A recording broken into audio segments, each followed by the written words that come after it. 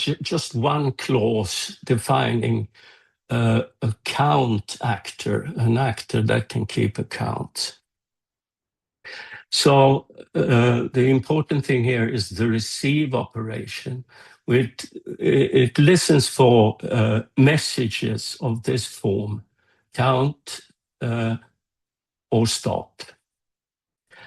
If a count operation, if a count message shows up with from a PID. Oh, I just recall that I didn't say that an actor, when you spawn an actor, it always gets a process identifier. So if a process spawns this count actor, this from here will be instantiated to PID from the parent process.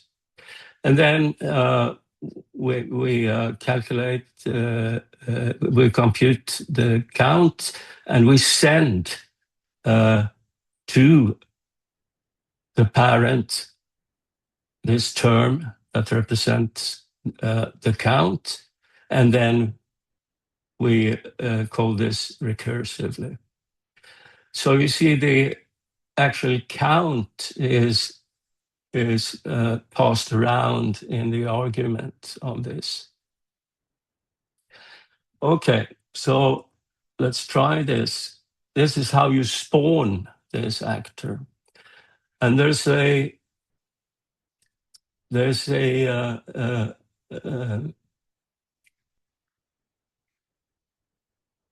option monitor here that tells the spawn operator that we should, when the count actor terminates, it should tell the parent that it has terminated.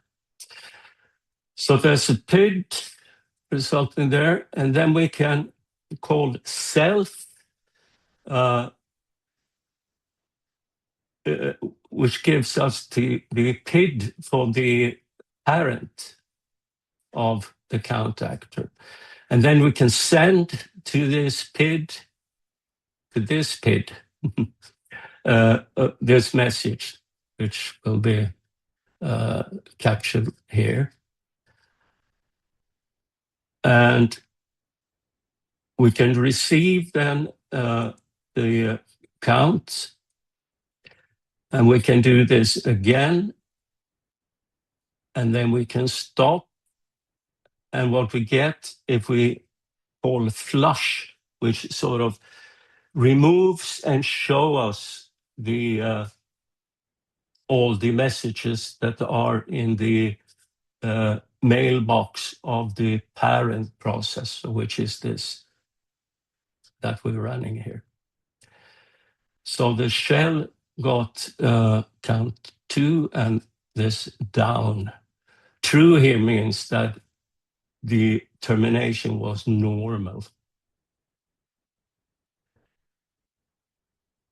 All right, we could also, since this is network transparent concurrency, we can use an option node here and point to another node.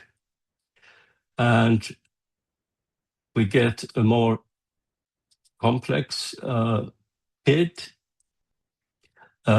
We send count, this count message to that, and we exit, we let it die, and we get back that.